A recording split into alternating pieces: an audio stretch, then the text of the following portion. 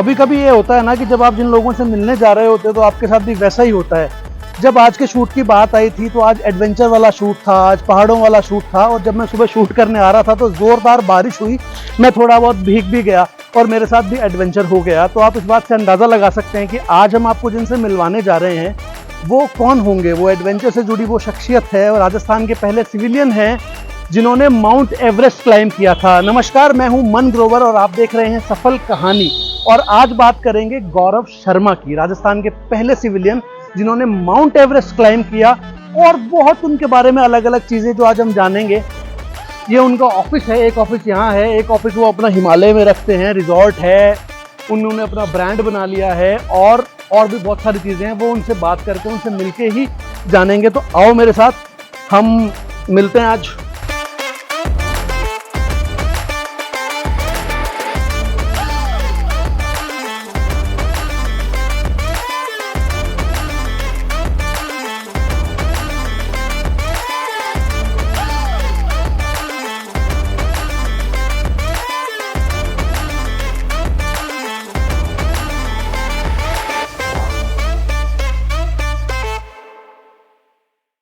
And I am entering his office. इनके brand stores के कपड़े हैं, और चीजें हैं। मे आई कम इन सर? या वेलकम, स्वागत है। Good morning. Good morning. कैसे हैं आप? गौरव शर्मा, मैं आपको इतनी देर से बता रहा था, मैं ऑलरेडी बहुत कुछ बता के आया हूं, लेकिन हम बात करेंगे तो और चीजें पता लगेंगी। नमस्कार। आज के हम एपिसोड इनके साथ शूट करेंगे और सफल कहानी में जानेंगे कि कैसे चीजें हुई। हाँ, मैं लाइव स्टोरी पे नहीं जा रहा हूं, लाइव स्टोरी आप बहुत सारी जगह पढ़ सकते हैं, लेकिन वो जो चीजें आज हम जानेंगे ना, वो आपको और कहीं नहीं मिलेगी। शूट के लिए रेडी सर? बिल्कुल रेडी। आइए हम बैठते हैं, हमारी जगहों पे चीजें करते हैं, and let's start the shoot. अगले 50 मिनट आपको बहुत मजा आने वाला है। अब हम बैठ गए हैं अगले 40 मिनट खूब सारी बातें करने के बारे में। मैं नहीं पूछूंगा आज आपसे गौरव जी बिल्कुल भी कि संघर्ष कैसा रहा, आपका स्ट्रगल कैसा था, क्या क्या अचीव किया, क्योंकि शायद दुनिया में या एटलीस्ट हमारे भारत में तो कोई नहीं होगा जो आपको नहीं जानता होगा। मुझे जो चीज़ें पूछनी है ना, सबसे पहले तो वो पता करना है। एक किस्सा है आपका, जब बचपन में आप साइकिल से लद्दाख पहुंच गए थे जी। उम्र क्या थी उस वक्त? पौने 17 साल। पौने 17 साल। 17 साल में हमें ये नहीं पता होता, क्योंकि मैं देखो आप लोगों को पता होगा, हम एक ही शहर से भी ताल्लुक रखते हैं, आप भी चूरू से ही हैं। उस उम्र में तो बच्चे को ये पता नहीं होता है कि स्कूल से घर वापस में जाते टाइम कहीं रुक सकता हूँ कि नहीं रुक सकता हूँ। तो उस टाइम में हिम्मत कहाँ से आई थी कि मेरे को लद्दाख जाना है, वो भी साइकिल पे? देखिए, बहुत अच्छा प्रश्न है आपका मनु। हिम्मत व्यक्ति के, कहते हैं साहस मनुष्य का पहला गुण है जो बाकी गुणों की गारंटी देता है। ये सर विंस्टन चर्चिल का कथन है, रामायण में भी इसका उल्लेख है। एक के बाद एक स्थिति, जैसा कि आपने बताया कि हम चूरू में रहते हैं, तो वहाँ गर्मियों में -4 का हो जाना और सर्दियों में -4 का हो जाना, और गर्मियों में 50 डिग्री या 52 56 पहुंच रखा है, मतलब ये हालत हो गई है। 52 डिग्री जी। तो ये 55 डिग्री का वेरिएशन, उस स्थान पे रहना ही अपने आप में एक अभियान होता है।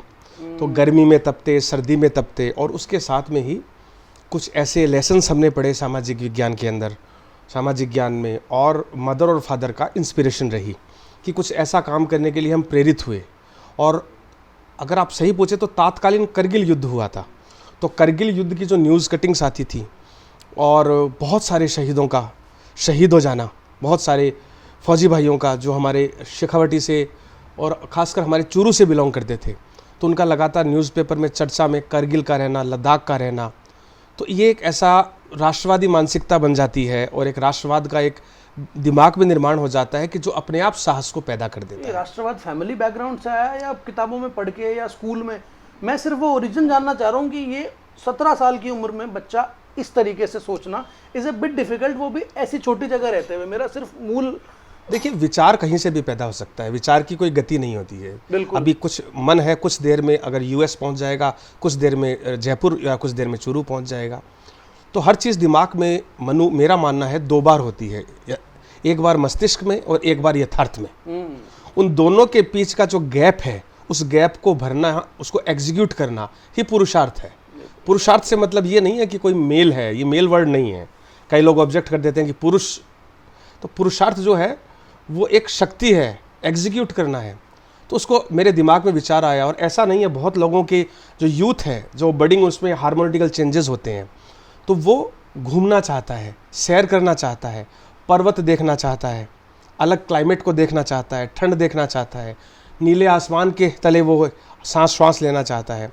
तो एक्सप्लोर करने का एक स्वप्न था और उस स्वप्न को 4 चांद लगा दिए जब हमने कई फौजी भाइयों को शहीद होते देखा।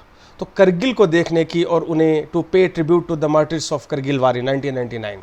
It was the first anniversary of Operation Vijay in 2000 when I started by solo bicycle expedition on a non-gear bicycle on 15th of August in year 2000. 15 अगस्त को आप निकले चूरू 15 अगस्त को चूरू जिला स्टेडियम, अच्छा, और लगभग वहाँ पे 7-8 हज़ार लोग थे, स्कूलों के बच्चे, लड़के लड़कियाँ। अच्छा, वो सेरेमनी के बाद ही सेरेमनी आपने- में, ओके। हाँ, राष्ट्रगान के बाद, सेरेमनी के बाद में, और सबका मुंह मीठा। उस दिन रक्षाबंधन का त्यौहार भी था, अच्छा, तो मुझे बहुत सारी बहनों ने वहाँ राखियाँ बांधी। कुछ जो मंत्री थे जिन्होंने मुझे रवाना किया था वो तो इमोशनल हो गए थे, उन्होंने मेरे माथे को चूमा। वो तस्वीर मेरे पास आज भी है कि वो ये लड़का अकेला कैसे जाएगा करगिल में, लद्दाख में अकेला इस साइकिल से। तो वो एक मतलब बहुत भावुक करने वाला क्षण था। लोग छोड़ने के लिए शहर से बाहर गए और जब तक मुझे अच्छा लग रहा था, और जैसे ही उनको छोड़ा 10-5 किलोमीटर मतलब तो एकदम सिर्फ मैं और मेरी बाइसिकल थी और उस पर एक पंप लगा हुआ था। अच्छा, जैसा वो हवा के लिए पंप आप साथ लेके चले थे। बहुत लंबी जर्नी थी। और बैगेज मतलब मेरे पीछे कैरियर पे बंधा हुआ था, अच्छा, सीमित सामान था कैरियर पे, और पंचर लगाने की किट थी, पंप था स्टील का भारी भरकम, वो एक रस्सी से बांधा हुआ था साइकिल के फ्रंट डंडे के नीचे, अच्छा, और विदाउट गियर बाइसिकल थी। तो दिन में लगभग 70 से 80 किलोमीटर में बाइसिकल चलाता था, 70-80 किलोमीटर, और खड्डे वाली सड़कों पे। तो मुझे आज भी याद है, अगर आप रूट की बात करेंगे, क्योंकि ये जो भेंट वार्ता है आज की, ये बड़ी अनौपचारिक है। हाँ, मैं इसीलिए चीजें वो समझना चाह रहा हूँ, मतलब मुझे याद है कि आप टिप्स पे गिनिए, मैं पीछे जाता हूँ अब 20-22 साल पीछे जाता हूँ मैं। 22 साल पीछे अगर मैं जाता हूँ तो चूरू, सादुलपुर, हिसार, टोहाना, संगरूर, लुधियाना, जलंधर, मुकेरिया, दियालाचक, जम्मू, पठानकोट क्रॉस करके जम्मू, उधमपुर, बटोट और बनिहाल, अनंतनाग, श्रीनगर, सोनमर्ग, मीनमर्ग, द्रास, कैप्टन मोड को क्रॉस करके जोजिला पार, द्रास, करगिल, मुलबेख, खलसी, अलची, लामायुरू, सस्पोल, निम्मू, लेह के बाद में फिर मैं साउथ पुलू, देन खरदुंगला पास। तो ये सारा मैंने याद इसलिए है क्योंकि इन घुटनों ने एक दिन जिया है ना, एक पैडल को जिया है। जिया, एक पैडल को जिया है। दर्द वर्द भी काफी हुआ, मतलब बहुत सारी चीजें हुई होंगी। मैं अभी तो माउंट एवरेस्ट तक तो मैं पहुंचा ही नहीं, उससे पहले इतना थ्रिल आने लग जाता है। अच्छा, उस टाइम एक चक्कर और भी तो था, ये भी तो नहीं था कि पिताजी से बोले घूमने है, वो बोले ले बेटा 1 लाख रुपए ले और घूमने चला जा, ऐसे तो होते ही नहीं थे। तो चूरू जिला कलेक्टर ने एक पत्र लिखा था, स्टेट मतलब जो आगे वायरलेस किया था कुछ जिला कलेक्टर्स को, और एक लेटर बना के दिया था मुझे जी, तो कि आप इसको अपना कोऑपरेशन प्रोवाइड कीजिए। तो अक्सर जब मैं शहरी सभ्यताओं से बाहर निकल गया और जंगलात शुरू हुए, एक जगह तो ऐसी आई कि मुझे सब लोगों ने खूब सहयोग किया, और जब मैं श्रीनगर पहुंचने वाला था तो कुछ, क्योंकि मेरी साइकिल पे तिरंगा लगा हुआ था, तो आगे क्योंकि कुछ ऐसी मिलिटेंसी की घटनाएं होती रहती थी, जी, जी, जी। तो मुझे श्रीनगर से तो कुछ युग भी वही था, युग भी वही था। 7-8 साल ही हुए थे। तो मुझे श्रीनगर से कुछ किलोमीटर पहले एक पुलिस का ट्रक आया और उन्होंने ट्रक में मुझे साइकिल समेत बिठा लिया और फिर मुझे एसपी के पास ले गए। एसपी नाम याद नहीं है मुझे, पर जो एसपी थी वो एक महिला थी, अच्छा, और बहुत ही स्मार्ट व्यक्तित्व था उनका। तो मैं जब साइकिल चलाता था तो जो साइकिलिंग शॉर्ट्स होते हैं, अक्सर शाम तक मेरे शॉर्ट नीचे से फट जाया करते थे। तो क्योंकि साइकिलिंग में जो घर्षण होता है थाइज़ के बीच में, और फिर इतनी कंफर्टेबल सीट्स नहीं होती थी, तो मैं पसीने में भरा हुआ था और चेहरा बदन काला पड़ा हुआ, और गाल अंदर पिचक रहे थे। उस दिन दोपहर का खाना भी नहीं खाया था क्योंकि टारगेट था श्रीनगर पहुंचना है साइकिल पे। तो मुझे ट्रक सहित उन्होंने उठवाया और फिर मुझे एसपी ऑफिस में बुलाया, और आते ही उन्होंने मेरे को खड़े हुए और उन्होंने मुझे गले लगाया। तो ये इस पूरी जो जर्नी थी उसका पहला ऐसा वार्म वेलकम किया उस मैडम ने, जो सन 2000 में उस समय की तात्कालीन एसपी श्रीनगर थी। तो उन्होंने मुझे गले लगाया। She was in white dress, तो वहाँ शायद एसपी वाइट ड्रेस पहनते हैं उनकी यूनिफॉर्म में। फिर उन्होंने अपने ही चैम्बर में, और मैं नहाने के लिए गया अंदर, मैं नहा के आया, और फिर उन्होंने वहीं पर जो पोस्ट लंच का टाइमिंग था, लंच टेबल पर मंगवा दिया वहीं पर, और मैं बातें उन्हें किस्से बता रहा था और साथ साथ में लंच अपना कर रहा था। तो एक काजीगुंड नाम की जगह है 18 किलोमीटर आगे। चूँकि वहाँ सुरक्षा का कुछ खतरा था, मिलिटेंसी थी, तो तिरंगा साइकिल पर लगाना रिस्की था उस समय। तो उन्होंने मुझे अगले दिन वहीं नाइट स्टे किया मैंने, और सरकारी मेहमान बना मैं उस दिन। और अगले दिन सुबह मुझे उन्होंने अपने ट्रक से 18 किलोमीटर आगे श्रीनगर से ड्रॉप करवा दिया। फिर वहीं से फिर साइकिलिंग शुरू हुई, और रात को मैं अंधेरे में साइकिल चलाता हुआ सोनमर्ग, वहाँ से 90 किलोमीटर दूर। तो रातों को भी कंटिन्यूस ट्रैवल कर ही रहे थे? मुश्किल था, टॉर्च की बैटरी भी खत्म हो गई थी ना, उस टाइम डिजिटल कैमरे हुआ करते थे, कुछ नहीं था 2000 में तो। और साइकिलिंग मोटे सेल वाली एवरेडी के जो सेल डलते हैं वो वाली टॉर्चेस थी, लंबी वाली टॉर्च थी, और साइकिलिंग की रस्सी से बांध लिया था, और खड्डे में पड़ के उसका एक कांच टूट गया। तो फिर रात को बड़ी मुश्किल से मैं भगवान का नाम लेता हुआ अंधेरे में पहुंचा। सिंधु नदी की आवाज़ आ रही थी, और एक पतली सी रोड थी, सिंगल रोड। तो ऐसे कई हमने फेस किए। देखिए, आज जो दुनिया है वो एंड्रॉयड की दुनिया हो गई, और सोशल मीडिया की दुनिया हो गई है। और आपने जो 20 साल पहले किया ना, टर्म अब आई है, हिच हाइकिंग करके टर्म है ट्रैवल इंडस्ट्री में, जहाँ पे आप लिफ्ट्स मांग के और ट्रकों के थ्रू ट्रैवल कर लेते हो जब आपके पास पैसे नहीं होते हैं जी। तो आपने तो 20 साल पहले हिच हाइकिंग को जन्म दे दिया। 22 साल पहले जब ये किया था, तो मैं आपको बताऊंगा, हिच हाइकिंग से भी ऊपर मैं मेरे दर्शकों को बताना चाहूँगा कि this was a true adventure, true expedition. Expedition वो नहीं है कि हम चार्टेड किसी माउंटेनियरिंग एक्सपीडिशंस में बहुत सारे हम हायर करते हैं मैन पावर को, और जिसे बोलते हैं कि हिमालय के जो वीर हैं, शेरपा भाई, उनको हम हायर करते हैं, फिक्स रोप लगी हुई मिलती है और हम क्लाइंबिंग करते हैं। मैं हमेशा अपने जो यूथ है उनको एक मैसेज देता हूँ कि ये सब मैनिपुलेटेड स्क्रिप्ट है सारी। आप उसको करते हो। एडवेंचर वो है जिसके बारे में आप होमवर्क कीजिए, मैप की स्टडी कीजिए, लेकिन आप काम खुद कीजिए। जब एक एक्सपीडिशन आप करते हैं तो आप खाना बनाइए, आप देखिए कि मुझे खुद खाना, थकने के बाद अपने लिए फूड बनाना कैसा लगता है। बिल्कुल। आप लोगों को हायर करते हैं, वो ठंडे पानी में बर्तन धोते हैं, आपके लिए खाना आपके टेंट के अंदर प्रोवाइड करते हैं। आपको तो गर्म ही मिल रहा है ना, तो एडवेंचर तो नहीं हुआ। सही कह रहे हैं आप, बिल्कुल एडवेंचर नहीं हुआ। आप उसको खुद बनाते हैं, कंधों पर उठाते हैं, चलते हैं, तब आपको पता चलता है कि एक्सप्लोर करना क्या चीज़ होती है। आप नेचर के खतरों को भांप सकते हैं। मारवाड़ी में एक कहावत है, फिरे जिको चरे। तो जो होमवर्क करेगा वो चरेगा। सिम्टम्स बता देते हैं नेचर की कि क्या खतरा आने वाला है। अगर आप पहले से बहुत कंफर्ट जोन में हैं, आप अपने टेंट में हैं या आप अपने कॉटेज में हैं, तो आप कैसे जानेंगे कि तूफान है, उससे पहले के जो सिम्टम्स क्या होते हैं, मौसम कैसे बदलता है, बिल्कुल सारी चीज़ें। सही बात। अच्छा, 17 साल के बाद स्कूल, उस टाइम आपकी क्लास, कॉलेज क्या चल रहा था? मैं 12th कर चुका था। 12th कर चुके थे। अब 12th के बाद एक पॉइंट और है, स्कूलों में तो हमें बताते नहीं है कोई कि माउंटेनियरिंग एक अलग से प्रोफेशन हो सकता है, क्या फील्ड हो सकता है। और मैं श्योर हूँ कॉलेज में भी कोई चला के तो नहीं कहता कि बेटा माउंटेनियरिंग कर लो। हाँ बिल्कुल। तो वहां से वो मिशन कब डिसाइड हुआ था कि अब करना है? तो ये देखिए, नहीं तो नहीं। पर्वत प्यारे लगते थे, और पर्वतों को बहुत सारे उस समय बस DD1 के बाद कुछ चैनल शुरू हुए ही थे। तो जब डिश लगी घर पे, तो कुछ बहुत अच्छे चैनल्स पे हमने माउंटेनियरिंग एक्सपीडिशंस देखे, वाटर स्पोर्ट्स एक्सपीडिशन देखे, एरो स्पोर्ट्स देखे।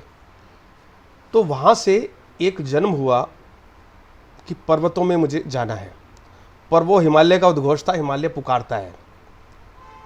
एक कहावत है कि मूकम करोति वाचालम, मूक मतलब जिसको हम दिव्यांग कहते हैं, मूकम करोति वाचालम, और पंगु लांगते गिरीम। गिरिराज जो वर्ड है वो हिमालय का पर्यायवाची है कि मूकम करोति वाचालम और पंगु लांगते गिरीम, यत कृपा तमम वंदे परमानंद माधवम। कि जिस पे तेरी कृपा हो जाए ईश्वर की, वो परमानंद माधव है। अच्छा, तो है ना कि जो गूंगा बह रहा है वो बोलने लगेगा, जो पंगु है वो गिरिराज लांग जाएगा। So this is call of Himalaya. पहाड़ों में परमानंद था वो परमानंद था, वो परमानंद माधव। आप स्वयं अपने आप में आप ईश्वर का एक रूप बन जाते हैं। हिमालय आपको बुलाता है अपनी शर्तों के ऊपर, तो आपको उस रिस्क को स्वीकार करना पड़ता है। ईश्वर ने 20 बार कैलाश बुलाया, 17 परिक्रमाएं करवाई, तो ईश्वर हिमालय आपको एक्सेप्ट कर रहा है, इसका सिम्टम है। बिल्कुल सही बात है। पर उसका जो मर्यादा है, उसकी जो अनुशासन है, आपको हिमालय के अकॉर्डिंग ही चलना पड़ेगा। नेक्स्ट मुझे आप बताओ, उस टाइम प्रेशर था घर वालों का कि नहीं इंजीनियरिंग कर ले और कुछ कर लो? नहीं, या करो, कभी प्रेशर नहीं रहा? मुझे, मैं साधुवाद देता हूँ, धन्यवाद देता हूँ मेरे ईश्वर स्वरूप माँ बाप को एक अच्छा व्यक्तित्व बनने के लिए उन्होंने मुझे प्रेरित किया, और मुझे कभी पढ़ाई को लेके ज़्यादा कभी लोड नहीं दिया उन्होंने मुझे कि हाँ आपको एकेडमिक्स में ही सब कुछ करना है। अच्छा। उन्होंने मेरे इंटरेस्ट को देखा, और इंटरेस्ट के पीछे फील्ड जरूर नया था। हाँ मैं ये जरूर कहूँगा कुछ संघर्ष मुझे सोसाइटी में करना पड़ा। मतलब एक बार को तो पेरेंट्स को डर लगता ही है ना कि यार ये कौन सी लाइन में जाने वाले मेरे साथ वाले दोस्त हैं, कुछ डॉक्टर बने, बहुत सारे लोग मेरे बैचमेट, इंजीनियर भी गए और कुछ चार्टर्ड अकाउंटेंट बने। 2-3 मेरे फ्रेंड्स हैं वो राजस्थान प्रशासनिक सेवा में भी गए, और कुछ बहुत अच्छे नामी गिरामी वकील हैं, कुछ नामी गिरामी कुछ जज बने। मतलब डिवास्टेटेड फील्ड्स हाँ, में और कुछ एकदम- लोगों ने अपने पिता का जो आनुवंशिक बिजनेस था वो अपनी गद्दी को संभाला और बहुत आगे हैं। हमारा जो पूरा बैच था उसमें सारे एक से एक बेहतरीन लोग रहे हैं। कहते हैं कि खुद का जो उम्र है और खुद का जो एक्सपीरियंस है, बचपन है, सबके लिए एक जीवंतता वाला और एक हीरो की छवि होती है। लेकिन जो चूरू से जो बैच था हमारा, उस बैच के जितने भी बच्चे थे उसमें लगभग 90% जो यूथ था वो आज सारे एक डिग्निटी है उनका, सबकी एक पहचान है। उन्होंने ना सिर्फ लोकल चूरू या राजस्थान में बल्कि पूरे देश में एक नाम कमाया है लोगों ने अपनी सर्विसेज दे के। तो इसका मैं बहुत ज़्यादा हकदार मेरे गुरुओं को भी देता हूँ। मैं बहुत सारे एडवेंचरिस्ट को और पर्वतारोहियों को जानता हूँ जिन्होंने एक्चुअल माउंटेनियरिंग कैसी की है मैं नहीं जानता, लेकिन वो बहुत प्रसिद्ध हैं। ये आवश्यक नहीं है कि एक चार्टेड एक्सपीडिशन में माउंट एवरेस्ट पर जो जा रहा है वो एक 19,000 फीट की पीक खुद क्लाइंब कर पाए रूट सेट करके। सही बात है। एक्चुअल माउंटेनियरिंग अलग चीज़ है। हमारे दोनों जो पर्वतारोहण संस्थान है जहाँ से मैं पढ़ा, नेहरू पर्वतारोहण संस्थान उत्तरकाशी जो रक्षा मंत्रालय के अधीन है, और मनाली स्थित अटल बिहारी वाजपेयी पर्वतारोहण एवं संबंधित खेल निदेशालय मनाली। अच्छा, जस्ट स्कूल के बाद होते हैं, कॉलेज के बाद? आपको कॉलेज ये डिग्री लेने के बेसिक बाद? कोर्स होता है। बेसिक कोर्स की अच्छा। उम्र 17.5 साल के बाद आप पर्वतारोहण कोर्स कर सकते हैं। ओके। तो जहाँ से मैंने बेसिक कोर्स, एडवांस कोर्स, वो सारे कोर्सेज किए हैं, मैं उनमें जिन गुरुओं ने मुझे पढ़ाया अलग अलग कोर्सेज में, वो बहुत प्रसिद्ध नहीं है। मेरे जैसे ना जाने कितने हजारों स्टूडेंट्स उन्होंने निकाल दिए, और मैं अपने हर भेंटवार्ता में, हर इंटरव्यू में मैं नाम दर्जा देना चाहता हूं उन्हें जी। कि हमें जो पहचान मिले उससे पहले उस पहचान के सच्चे हकदार वो हमारे गुरु हैं, बिल्कुल। जिन्होंने मुझे सिखाया। माउंटेनियरिंग में मेरे गुरु दिगंबर सिंह पवार, एडवांस लेवल पे सूबेदार अमर प्रकाश, शायद उनकी कोई फेसबुक आईडीज भी नहीं है। हाँ, मतलब वो इतने डूबे हुए होंगे ना अपने और कहते हैं कि Fashion में। विश्व प्रधान कर्म रचि राखा। तो मैं चाहता हूं कि जब हमें कोई पहचान मिलती है, अवार्ड मिलता है, मैं चाहता हूं मेरे से पहले वो लोग हकदार हैं। वो क्योंकि हमारा जो भी तत्व है आज, हमारा जो भी कंपाउंड बना है इस दुनिया में, इसके सच्चे हकदार वो हैं, वो बेस है। हम कंगूरे की ईंट है और वो नींव के पत्थर है। तो आपने जो मुझसे प्रश्न किया, मैं उस प्रश्न के उत्तर में दर्शकों को ये भी मैसेज देना चाहूँगा कि माँ जैसे प्रथम गुरु होती है, माँ बाप तो हैं ही प्रमोशन, पर जिन गुरुओं के हम धक्के चढ़े या जिनके चेले बने, जिनके शिष्य चढ़े, जी। तो ये सफलता उन्हीं का बोया हुआ बीज है और उन्हीं की दी हुई खाद है। क्योंकि वृक्ष का काम है बढ़ना, पौधे का काम है वृक्ष बनना। अब वो किस जलवायु में पलता बढ़ता है, क्योंकि अगर आप किसी पौधे को बार बार छाया देते रहेंगे तो क्या कभी वो पनप पाएगा? शायद नहीं। वो जो रगड़ा होता है, होमवर्क होता है, वो मिलना बहुत जरूरी है, जो कि आजकल ग्राउंड लेवल पे स्कूलों में मिलना कम हो गया है। पिटाई हुई है आपकी कभी स्कूलों में, स्कूल के हाँ, टाइम पे? हाँ, मेरे स्कूलों में क्योंकि मेरे कुछ क्यूरोसिटी के प्रश्न होते थे, और उस समय अगर बन के, क्योंकि वो भी अपनी जगह गलत नहीं थे, मैं भी गलत नहीं था, क्यूरोसिटी कुछ ज़्यादा थी, तो कई स्कूलों में मेरी तो सवाल पे सवाल वाली हाँ, स्थिति आ जाती होगी ना आती तब? थी। तो जैसे कई बार हिंदी के पीरियड में अचानक कोई ज्योग्राफी की बात याद आ गई तो मैं पूछ लेता था। ज्योग्राफी में भी मैंने बहुत सारे प्रश्न किए। केंद्रीय विद्यालय से मैं पढ़ा, अधिक नहीं 2 वर्ष ही पढ़ा केंद्रीय विद्यालय से। अधिक मैं तो कहता हूँ आप लोगों की वजह से ना, हम जब केवी में आए तो ये बात प्रचलित थी हमेशा कि केवी के बच्चे कुछ तो कर ही लेंगे, तो हमारी वजह से थोड़ी है ये। तब से जब केवी जो आप लोगों ने 90s के टाइम पे जो तो मुझे कर लिया याद है जी। 90s एग्जैक्टली 90s में मैं केंद्रीय विद्यालय चूरू में था, और जो मेरे सर थे तो उन्होंने जो हमें पढ़ाए, जो एडियम्स याद करवाए, हिंदी पढ़ाई, संस्कृत पढ़ाई, विज्ञान पढ़ाया, सोशल स्टडीज़, साइंस, इंग्लिश, जो नींव उन्होंने हमें 5th और 6th क्लास में दी, मैं आज तक उसका गुणगान करता हूँ कि मैं जो भी हूँ उन्हीं की बदौलत हूँ। दिखती भी है, मतलब आप सोचिए जिस क्षेत्र में आप हैं वहाँ अक्सर मैं 100 में से 80 लोगों को देखता हूँ ना, तो उनके शायद या तो हिंदी बहुत अच्छी नहीं होगी, अंग्रेजी बहुत अच्छी, क्योंकि काम वैसा है। बट आपको देखने के बाद लगता है संस्कृत, हिंदी, इंग्लिश और भी कई भाषाएं मैंने सुनी नहीं है, लेकिन अब मैं अज्यूम करता हूँ कि होंगी। तो ये पढ़ाई की वजह से, मतलब निरंतर पढ़ते भी रहे हैं या पढ़ाई में कैसा? देखिए, मैं पढ़ता रहा हूँ, पर मैं किताबों से ज़्यादा होमवर्क में बिलीव करता हूँ। लोग कुछ कह देते हैं कि आप कई बार भेंट वार्ता में या कैमरे के सामने कुछ स्टडी हो जाते हैं, आप थोड़ा रूखा बोल जाते हैं। मैं रूखा नहीं बोलता। एक गज़ल की लाइनें हैं कि सुर्ख रूह होता है इंसान, सुर्ख रूह कहते हैं थोड़ा कठोर, रूह आत्मा हो गई, कि सुर्ख रूह होता है इंसान ठोकरे खाने के बाद, और रंग लाती है हिना पत्थर पे पिस जाने के बाद। तो मर्दनम गुणवर्धनम, घोटने से गुणों में वृद्धि होती है, चाहे वो इंसान हो या फिर मेडिसिन हो। तो उसके साथ उनकी घुटाई और टेम्परेचर पानी का ये होना बहुत ज़रूरी है। कि पानी बिन ना उबरे मोती मानस चून, ये तीनों चीज़ें हैं, तो पानी के बिना नहीं उबरती। मैं मेरे प्रोड्यूसर को कह देता हूँ, सीपी हमारे प्रोड्यूसर हैं, ये गज़ल लिख लो, ये सुनेंगे आज इनसे, गाते भी बहुत अच्छा है और भी चीज़ें अभी बताएंगे। ये बात हो गई 2000 के आसपास कि आपका एक्सपीडिशन पूरा हो गया, आपने इंजीनियरिंग कर ली, तो माउंट एवरेस्ट तक आते आते ये बीच में 8-9 साल की लंबी तैयारी थी। मतलब ये इसलिए पूछ रहा हूँ कि हमें ज़्यादा से ज़्यादा 3-4 साल मिलते हैं जीवन में एक ऑर्डिनरी इंसान को, कि कुछ करना है तो कर लो, नहीं तो फिर तुम्हारे लिए तैयार है दूसरी चीज़। जी जी। तो ये लंबा वक्त जो है, 10-10 साल की तैयारियां, 9-9 साल की तैयारियां, ये इस बीच आप क्या करते रहे? मतलब देखिए, ऐसा है मनु, इस दुनिया की जो सबसे मजबूत इमारत है वो पिरामिड होती है। पिरामिड क्यों होती है? क्योंकि पिरामिड में जो बेस होता है वो सबसे बड़ा होता है, और उसके बाद फिर मीनार उस पर सीधी नहीं बनती और टॉप चला जाता है, पिरामिडिया शेप में आ जाता है, वो शिखर बनता है उसका। तो इससे मेरा कहने का अर्थ ये है कि जिसका होमवर्क जितना बड़ा होगा वो धीरे जरूर होगा, उसमें मजबूती और अखंडता उतनी ही मजबूत होगी। जैसे हम कहते हैं कि nothing is permanent in this temporary world, but the knowledge is permanent, the research work is permanent.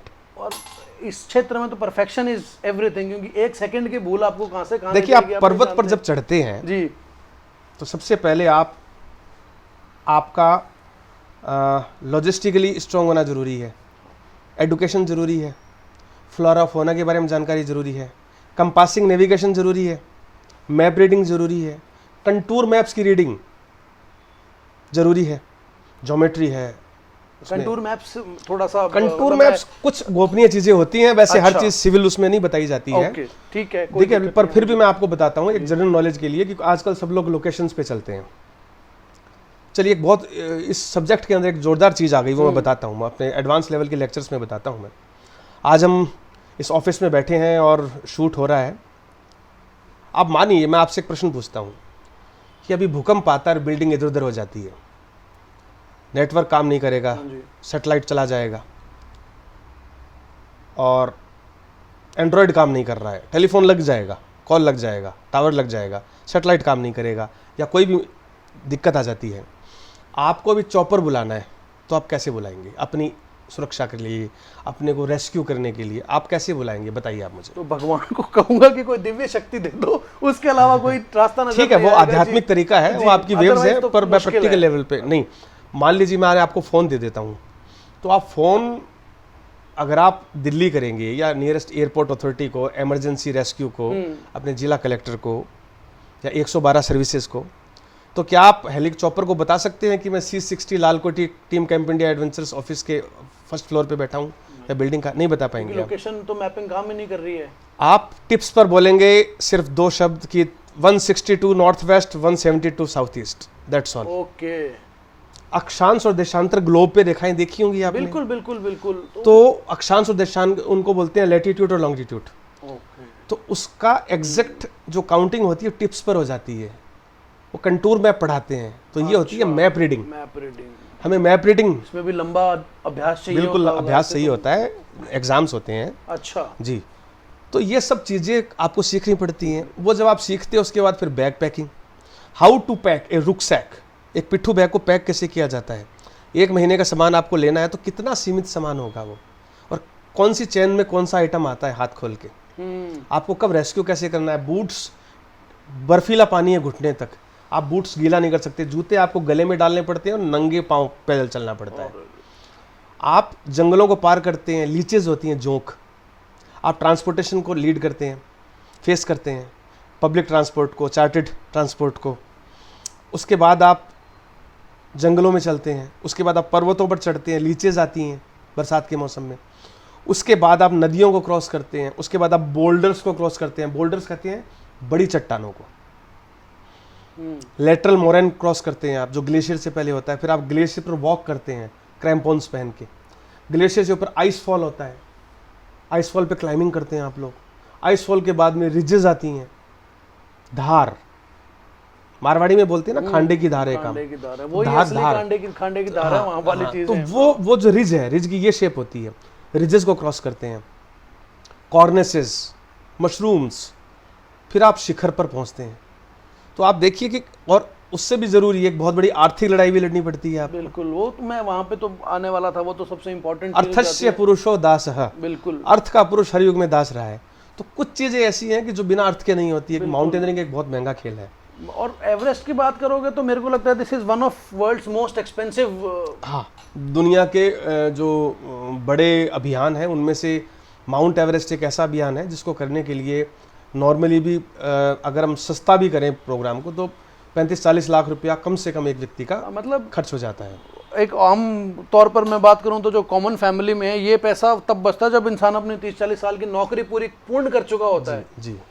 और बट ये है कि वही मैं आपको देख के लगता है कि जब साहस और हौसला आदमी सोच ही लेता है कि मुझे करना है तो सब चीज़ें मैनेज अपने आप होती रहती हैं। मैंने बताया ना जी। हर चीज़ की 3 स्टेजेस हैं, और मैं यूथ को ये मैसेज बहुत कॉन्क्रीटली देना चाहता हूँ। आप मेरी बात को बहुत ध्यान से सुनिएगा। किसी भी अभियान की, जीवन में, सोसाइटी में, परिवार में या मिशंस, 3 स्टेजेस होती हैं। पहली होती है इच्छा। इच्छा सबकी होती है, हर इंसान की है। ठीक मतलब है। कॉलेज में आने के बाद, मतलब इसको प्लीज अदरवाइज मत लेना, लेकिन कॉलेज आने वाले हर व्यक्ति साल में 3 बार ये जरूर सोचता है कि मनाली चलते हैं मनाली चलते या हैं, लद्दाख चलते हैं। ठीक है। उसमें भी कुछ लोग ऐसे हैं जिनकी इच्छा नहीं करती, वो कहते हैं घर में ठीक है। 10% ऐसे लोग हैं। तो 100 में से 90 ने अपनी इच्छा जताई, बिल्कुल ठीक है।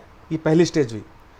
अब दूसरा जो स्टेज है वो आ गया निर्णय, डिसीजन, कि मैं जाऊंगी, मैं जाऊंगा। तो 90 में से तादाद अब ये पहुंच जाती है 30 के ऊपर। 60 लोग क्विट कर जाते हैं यहाँ पे। अब स्थितियाँ हैं, परिवार है, अर्थ है, पैसा है, और परमिशंस हैं, और फाइट करना, ट्रैवल करना, ये बहुत सारी चीज़ें मुझे तो हैं। लगता है उससे ज्यादा कंफर्ट जोन है। मतलब वो जो 30 बच रहे हैं ना, वो शायद वही बच रहे हैं जो कंफर्ट जोन से बाहर निकलने को कंफर्ट जोन तैयार से है। बाहर, और चेंजेस एक्सेप्ट नहीं कर पा रहे हैं। तो दूसरा जो हमारा पॉइंट आया वो आया निर्णय। निर्णय में हमारे पास लोग बचे अब 40 या 30 लोगों के बाद जो तीसरा स्टेप हुआ वो हुआ संकल्प, है ना, कि संकल्प बोल के हम तो निकल पड़े, करके लौटूंगा जहां जा रहा हूं। संकल्प की मुझे करना है। तो संकल्प के अंदर और 25 लोग कम हो गए, अब 5 ही लोग बचे। 5 लोग संकल्प लेते हैं। लगभग संकल्प लेने वाला व्यक्ति सफल हो जाता है, पर फिर भी अगर उसमें कर्म और प्रारब्ध कर्म के कहते हैं, लक को प्रारब्ध, तो कर्म के पीछे प्रारब्ध चलता है। और ये जो चीज़ है, ये हमें संकल्प जो है वो अपने आप सिखा देता है कि हमें एग्जीक्यूट कैसा करना है। संकल्प कहते हैं ना, प्रण लीजिए। हम जल को लेके, कोई कहता था कि पहले मैं प्रण लेता हूँ, जल को लेके आचमन करके कहते हैं मैं तुझे श्राप देता हूँ। तो जल जो है पंच तत्वों में, वो प्रण लेने का सबसे बढ़िया स्रोत है, और इसका कारण है कि पानी में मेमोरी होती है। अच्छा जी, आप जानते हैं इस चीज़ को? नहीं, मैं पहले पंच तत्व जो भी है, जैसे अग्नि को सबसे श्रेष्ठ माना गया है। कहते हैं कि सनातन अपना उद्घोष स्वयं करता है, तो अग्नि अपने आप ऊपर उठती है, ईश्वर की ओर अग्नि अपने आप गति देती है। जल जो है अपने घरों में पैंडा होता था पहले, जिसमें घड़े रखते थे, हाँ, है ना, देवताओं का स्थान, पितृजी का स्थान उनको माना जाता था। उसमें गंदे हाथ से कोई जाता नहीं था, हाथ धो के झूठा घूटा याद रखते थे। पैंडे में जब नल से जो पानी आता था वाटर वर्क्स का, या फिर कुएं से जो भर के लाते थे, उसमें घड़े में रख देते थे और कुछ समय बाद उस पानी को पीते थे। नल से जो पानी आता है वो फाइट करके आता है दिशा बदलता हुआ, तो नल से निकला हुआ पानी कभी तुरंत नहीं पीना चाहिए, क्योंकि पानी के अंदर मेमोरी होती है, याददाश्त होती है। अच्छा। वो फाइट करके आया तो पेट में जाके वो ब्रेन को और पेट को, ह्यूमन जो टेंडेंसी है उसको डैमेज करेगा। वो पानी को रख दोगे स्थिर हो जाएगा, वो शांत हो जाएगा पानी। इसीलिए कहते हैं ठहरे हुए पानी को। जी जी। अच्छा, फिर 2009 में आई गेस एवरेस्ट आया, साथ में आया, 9 में आया माउंट ना एवरेस्ट 2009 में। ये जो हम सुनते हैं कि आप कहीं पैर रख रहे हो और नीचे बर्फ थी और पैर नीचे धंस गया, ये सब हुआ होगा उस जर्नी में? मतलब उससे पहले मैं आपको बताता हूँ, देखिए एवरेस्ट सिद्ध है, एवरेस्ट प्रसिद्ध है और बहुत सारे सिद्ध और भी स्थान है। तो एवरेस्ट आपको पॉपुलर कर देती है, क्योंकि एवरेस्ट दुनिया का सबसे ऊंचा पर्वत है। एवरेस्ट एक भव्य पिरामिडी आकृति वाला पहाड़ है। ये एक ऐसा पॉइंट है जहाँ पूरे दुनिया के माउंटेनियर्स आके इकट्ठे होते हैं। तो एवरेस्ट क्योंकि फेमस है और सबसे हाईएस्ट है, तो हर पर्वतारोही का सपना होता है कि वो माउंट एवरेस्ट को विजय करे। लोग मुझे एवरेस्ट विजेता बोलते हैं, पर मैं नहीं चाहता कि लोग एवरेस्ट विजेता बोले। मैं सही बात बोलता हूँ। या कोई महिला को जब चढ़ती है तो एवरेस्ट विजयी नहीं कह देते हैं माइक पर, अखबारों में, मीडिया में, सोशल मीडिया में, कि एवरेस्ट फतेह किया। जी, कोई एवरेस्ट फतेह नहीं करता। हम आरोहण करते हैं, हम वहाँ पर अपने आप को सर्वाइव करते हैं हाथ जोड़ के कि हे देवी सगरमाथा, और तिब्बत साइड से चोमोलुंगमा, मदर ऑफ गॉडेस इसका मतलब होता है। तो एवरेस्ट एक फीमेल गॉड है, गॉडेस है एवरेस्ट। तो एवरेस्ट को देवी माना जाता है और आरोहण से पूर्व इसकी पूजा की जाती है। तो और हिमालय है ही साक्षात भगवान शिव का स्थान। तो हम सिर्फ पूजा करते हैं और कहते हैं हे देवी मौसम की कृपा रखना और हमको आने की अनुमति देना। इस डिस्कशन के बीच में मैं एक बड़ी इंटरेस्टिंग बात बताता हूं आपको। 6 चीजों का समन्वय जरूरी है। समन्वय समझ गए आप? एक साथ मिलना सबका, और वो भी पैरेलल होनी चाहिए। पहली लॉजिस्टिक्स, दूसरा लॉजिस्टिक्स स्ट्रॉन्ग, लॉजिस्टिक का मतलब फाइनेंस भी हो गया है। दूसरी आपकी इच्छा, निर्णय और संकल्प दोनों। तीसरा आप एक बहुत एलिजिबल माउंटेनियर है। चौथा आपकी टीम बहुत अच्छी है। पांचवा वेदर साफ है। अच्छा, ये तो ऑब्वियसली इंपॉर्टेंट है ही, वेदर साफ है।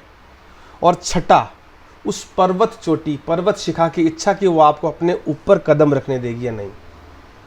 मैंने बड़े बड़े दिग्गज आरोहियों को from the bottle neck of Everest, from the bottle neck of any summit in the Indian Himalaya और anywhere in the world, in mountains. आपके वक्त में भी कैजुअलिटीज हुई थी कुछ? देखिए, मैं ये तो नहीं कहूँगा सिर्फ कि सावधानी हटी, दुर्घटना घटी। कई बार प्रकृति अपना प्रकोप दिखा देती है, जेट स्ट्रीम्स चलती हैं, एवलेंसेज आ जाते हैं, आइस फॉल्स के ब्लॉक्स सरक जाते हैं, स्किड हो जाते हैं। तो मैंने बहुत सारी दुर्घटनाओं को देखा है, मैं साक्षी गवाह हूँ उसका। मैंने मृत्यु को बहुत पास से देखा है और कैलकुलेट किया है उस चीज़ को। तो इन 6 चीज़ों का समन्वय होना बहुत आवश्यक है। इन समन्वय के बाद ही आप उस ऑपरेशन में सक्सेसफुल होते हैं, आप उस मिशन में सक्सेसफुल होते हैं। तो पर्वत जो सबसे पहले जिस चीज़ को दूर करता है वो है अहम, कि मैं ये करता हूँ, मैं वो करता हूँ, मैं उद्योगपति हूँ, मैं कैबिनेट मिनिस्टर हूँ, मैं ब्यूरोक्रेट हूँ, मैं एक बहुत बड़े परिवार से हूँ, मैं उच्च जाति का हूँ, मैं वो हूँ। ये सारी बातें जो मैं है, इसको जो हिमालय है वो स्वीकार नहीं करता। वो कहता है आप अपनी मैं को अपने घर पर रख के आइए वरना हम आपको एक्सेप्ट नहीं करेंगे। करेक्ट बात है। और जो मैं लेके माउंटेन्स में जाता है, कहते हैं ये मैं आपको टेक्निकली बता रहा हूँ, लोग कहते हैं अध्यात्म। अध्यात्म नहीं है, मैं कह रहा हूँ ये विज्ञान है। It is science and it is technical type of science. मैं आपको एग्जाम्पल दे दूंगा इस चीज़ का, कि जो मैं में रहता है वो अपना काम खुद नहीं करता, वो दूसरों पर आधारित होता है। और जो दूसरों पर आधारित रहेगा उसको हमेशा अपने जीवन में एक दौर ऐसा आएगा जब उसको अपमानित होना पड़ेगा। करेक्ट है। वो अपना काम डिपेंडेंसी इज ऑलवेज बैड। सही कह रहे हैं, चाहे किसी भी तरीके की हो। हम कई हीरोज़ के, अभिनेताओं के किस्से पढ़ते हैं, मैं हीरो नहीं बोलूँगा, अभिनेता बोलूँगा मैं, कि कई बार डुप्लीकेट या जूनियर आर्टिस्ट नहीं आया, स्टंट वाला व्यक्ति नहीं आया, तो तो कई है जिन्होंने अपना स्टंट खुद दे के उसको कर दिया, क्योंकि वो फिट थे, उनमें मेंटल अलर्टनेस है, फिजिकल फिटनेस है, तो उन्होंने स्टंट अपना खुद दे दिया। तो हमें एडवेंचरिस्ट को और माउंटेनियर को हर कदम पे एक स्टंट देना होता है। उसको देखने वाले भी हम होते हैं, करने वाले भी हम होते हैं, और यहाँ तक शूट भी उसको हम ही करते हैं। आप मानेंगे ईडन गार्डन में 50,000 दर्शकों के बैठने की कैपेसिटी है। कोई ओलंपिक हो रहा है, एशियाड हो रहा है, कॉमनवेल्थ हो रही है, चैंपियनशिप, वर्ल्ड चैंपियनशिप हो रही है, लाखों लोग, करोड़ों लोग उसको लाइव देख रहे हैं, टीवी चैनल्स के माध्यम, सोशल मीडिया की पे देखते हैं। जब आप माउंटेनियरिंग करते हैं और जब आप चोटी पर चढ़ते हैं तो या तो आप अकेले या दुकेले या फिर 2-3 लोग होते हैं। आपकी सक्सेस को देखने वाला, उस चमत्कार को, उस सफलता को देखने वाला आप और ईश्वर होते हैं सिर्फ। वो फीलिंग कैसी रही होती है? बिल्कुल, कोई शोर शराबा नहीं होता वहाँ, कोई अपलोड करने वाला नहीं है, तालियां नहीं सुनती, सिर्फ हवाएं आती हैं कानों के पास, और वो भी ऐसी कि इधर देखा तो गिर न जाए, वो तो वाली। मैं ये मानता हूँ कि जो पर्वतारोहण है ये दुनिया का सबसे रोमांचक खेल है, जिसमें रीटेक का कोई चांस नहीं होता है। बिल्कुल सही बात है। इसीलिए ना मैं मेरे ऑडियंस को भी कहता हूँ कि मैं इनसे कभी ये बात नहीं पूछता कि आपको उस चोटी पर खड़ा होके कैसा लगा था, क्योंकि शायद वो एक फीलिंग है जो आप और आपके अंतर्मन से बेहतर कोई इस दुनिया में नहीं जान पाएगा कि वो क्या जिया होगा। बेशक।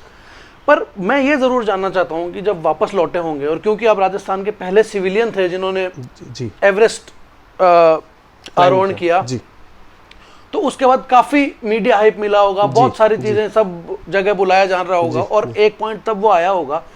मुझे जानना ये है, और आप लोगों को भी जानना चाहिए, कि हर स्पोर्ट्समैन का जो लास्ट पड़ाव है ना, वो सरकारी नौकरी हो गई है आजकल। हर स्पोर्ट्समैन का लास्ट पड़ाव एक पॉइंट पे आप 90% कह सकते हैं। तो उस टाइम में इतने हाइप के बाद में भी आपने ये चुना कि मुझे जिस मैं गया हूँ अगले और जीवन पर्यंत मैं यही करूंगा, ये वाली इंस्पिरेशन एक बार भी नहीं मन में आया था कि यार इतनी अच्छी जॉब ले लेता हूं मैं? 1-2 बार ऐसी स्थिति हुई थी, तो मैं मन से थोड़ा चंचल रहा हूँ, इमोशनल ज़्यादा रहा हूँ। चंचल वर्ड यूज़ नहीं करूँगा मैं इमोशनल ज़्यादा रहा हूँ।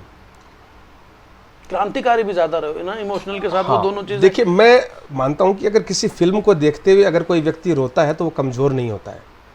मेरे ख्याल से वो दुनिया का सबसे मजबूत आदमी होता है जो किसी फिल्म या दृश्य या नाटक को देखते हुए रो देता है। बिल्कुल। अब नंबी इफेक्ट देख के, आप ये प्रोड्यूसर मेरे साथ देखने गए थे, मैं 15 मिनट फूट के रोया हूँ फिल्म खत्म होने के बाद, और लोगों ने कहा उठ के कि चलो आप। तो मैं मानता हूँ कि हर चीज़ 2 बार होती है। मैंने आपको बताया कि पहले मस्तिष्क में और फिर यथार्थ में। उसको बीच को करना, एग्जीक्यूट करना पुरुषार्थ कहलाता है। तो जब मैं फिल्म में कोई चीज़ देखता हूँ या फिर व्यवहार में किसी चीज़ को देखता हूँ और एक्चुअल में उस चीज़ को करता हूँ, तो शुरुआत में कई बार मेरे ऐसे दोस्त हैं सोसाइटी में, मेरे कभी कार्यालय सहकर्मी हैं या फिर मित्र हैं, तो वो कहते हैं ये प्रैक्टिकल नहीं है चीज़ें, आप हर जगह प्रायोगिक हो, ये आवश्यक नहीं है, ये प्रैक्टिकल है। देखिए, कई चीज़ों को बहुत ज़्यादा प्रैक्टिकल लोग और बिजनेसमैन महसूस नहीं कर सकते। बिल्कुल सही कह रहे हैं। इस दुनिया में सबसे मुश्किल है एक अच्छा इंसान बनना। हमारे पास जो भी समय है, चाहे वो ब्रह्मचर्य का है, गृहस्थ का है, वानप्रस्थ का है, सन्यास का है। सही बात। इसको मैं अगर इजी वे में बोल दूं तो कहते हैं कि हर उम्र में होती हैं ख्वाहिशें जुदा जुदा, पहले खिलौने, फिर महबूब, फिर रुतबा और फिर खुदा। So the thing depend on the priorities always. अब हम प्रायोरिटी किस चीज़ को दे रहे हैं, इस पे हमें बैलेंस बनाना पड़ेगा। आज जो चॉकलेट आपको, किसी को अगर 15 वर्ष की उम्र में कोई चॉकलेट बहुत अच्छी लग रही है, आइसक्रीम अच्छी लगी, ये आवश्यक नहीं है कि 35 वर्ष के बाद भी आपको चॉकलेट अच्छी लगेगी। आपका टेस्ट बदलता है, आपका माइंडसेट बदलता है। तो अपने काम को, जिसको मैं पूरा करना चाहता हूँ, जिसका मैंने संकल्प लिया है, उसको पूरा करने के लिए बार बार उसे रिमाइंड करना जरूरी है। और रिमाइंड के लिए आपको संकल्प के साथ उसको एग्जीक्यूट करना है। तो आपको उसमें पागलों की तरीके से जीना पड़ता है। जीना पड़ेगा। और यही पागलपन उस नौकरी वाला भी था कि चलो नहीं करेंगे। अब मैं उस पॉइंट पर आता हूँ कि क्या मैं इस नौकरी को करने के बाद में, इतने बड़े पद की सरकारी नौकरी ज्वाइन नहीं की, मुझे पता है कि शायद मैं एक छुट्टी भी मुझे मुश्किल से मिल पाए। तात्कालीन डीजीपी ने मुझे कहा था कि आप माउंटेनियरिंग कर पाएंगे। मेरी इच्छा थी और मैं सहम गया, मैं डर गया। मेरा भय इसलिए था कि उस एक सवाल ने मुझे डरा दिया। डरा दिया। हाँ, उस समय मुख्यमंत्री भी बैठे थे वहाँ पे और डीजीपी साहब भी चैम्बर में ही थे। अच्छा। तो मैं ये मानता हूँ कि डरने से मतलब है कि वो भय नहीं है। डरने से मतलब मैं जिस जिंदगी में जिस चीज़ को, पर्वत मेरे नस नस में है, मैं पर्वतों को महसूस करता हूँ। मेरी, अगर आप विश्वास नहीं करेंगे, मेरी तबीयत भी ख़राब होती है तो माउंटेन्स में जाके सही हो जाती है। माउंटेन्स में हर चिकित्सा है। माउंटेन से नदियाँ निकलती हैं, नदियों से सागर बनते हैं, ग्लेशियर है, हरियाली है, वन है, उपवन है, औषधियाँ हैं, हजारों औषधियाँ हैं, खनिज है, संपदा है। हिमालय संपदा है। श्री कृष्ण कहते हैं स्थावरा नाम हिमालया, कि अर्थात अचल पदार्थों में मैं हिमालय हूँ। और कवि कालिदास ने कहा है मानव पृथ्वी को मापने के लिए किसी मापदंड की स्थापना कर दी गई है, हिमालय। एक बार मसूरी में हिमालय शब्द के साथ रस्किन बॉन्ड के साथ मेरा सामना हुआ था। अच्छा। तो वो स्पेलिंग लिखते हैं हिमालयाज, हिमालयाज। तो मैंने उन्हें कहा the sun, the moon, the Himalaya, इस विश्व में एक हिमालय है। तो हम उसको हिमालयाज ना लिखें। सही बात। बहुत सारे आधुनिक लेखक हैं, वो फैशन में हिमालयाज लिखते हैं। तो the suns, the moons, the earths नहीं होता, वैसे ही द हिमालय होगा। तो उस निर्णय को मुझे विरोध भी झेलना पड़ा। But your decision was backed by the Himalaya, ये मैं कह सकता हूँ। जी जी जी। वो पर्वतों ने आपको आगे चट्टान बन के खड़े रहे कि नहीं, इधर नहीं जाना, रोजमर्रा वाली जिंदगी में तो नहीं जाना। कीजिए कि हाँ ठीक है, मैं अभी प्रमोशन हो गया होता, या फिर मैं अभी एसपी बन गया होता, या जो भी मेरा पद रहा होता, तो मैं ये मानता हूँ कि ईश्वर की कृपा है। मैं आज वो कर सकता हूँ जो मैं चाहता हूँ। बिल्कुल सही। अगर मैं चाहता हूँ कि कल सुबह मेरी 7000 फीट के ऊपर आँख खुले तो खुलेगी। बिल्कुल। हाँ, तो ईश्वर की कृपा है, ईश्वर की कृपा है तो खुलेगी। तो मैं उसको मतलब खुलेगी से अर्थ है मेरा कि मैं वो निर्णय लेने में सक्षम हूँ।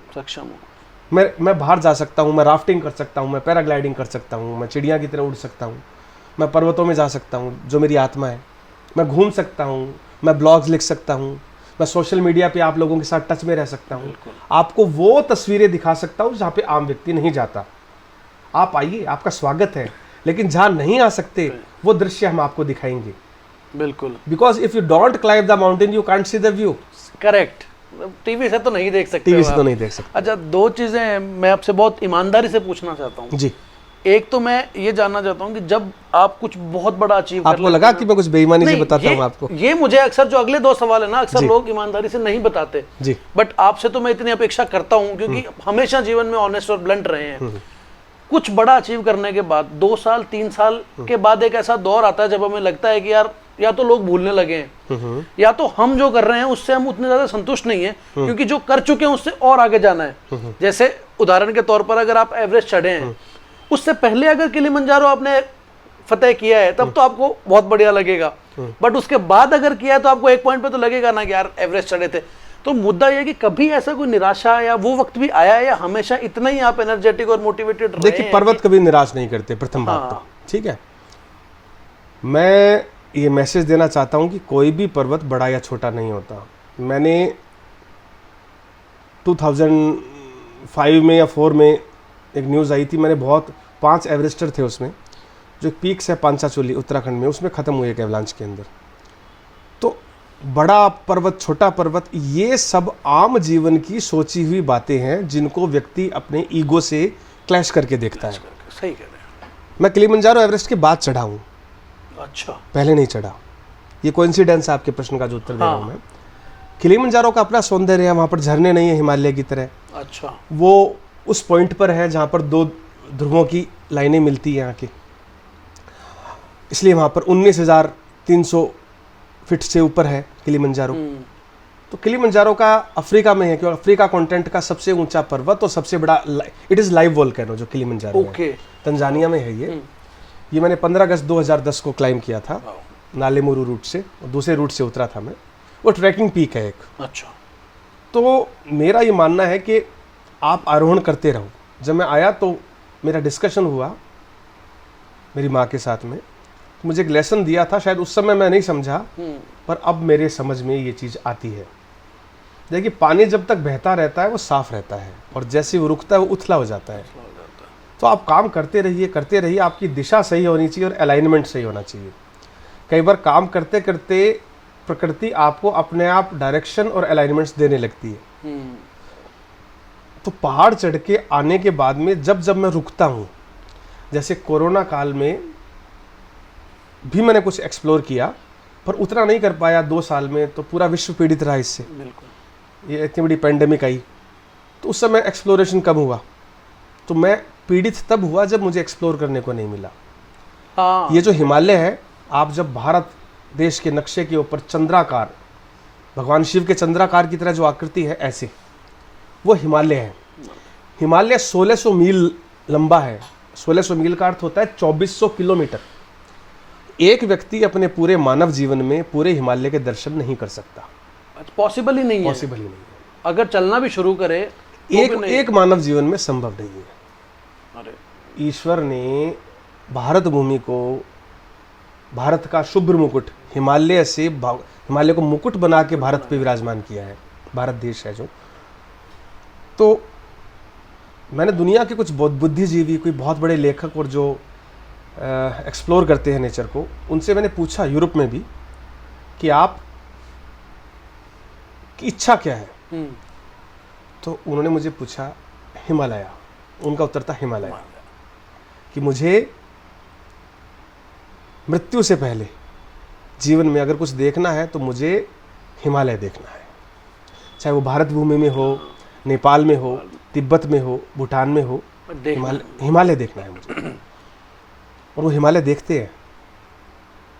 तो हिमालय घूमने का अवसर मिला, तो उस निर्णय ने आज जो मैं प्राप्त करता हूँ, जिस चीज़ को मैं एक्सपोज कर सकता हूँ आज अपने दर्शकों के आगे, यूथ के आगे, एडोलिसेंट्स के आगे, तो हिमालय ने बहुत चीज़ें दी। हिमालय ने संघर्ष करना सिखाया है।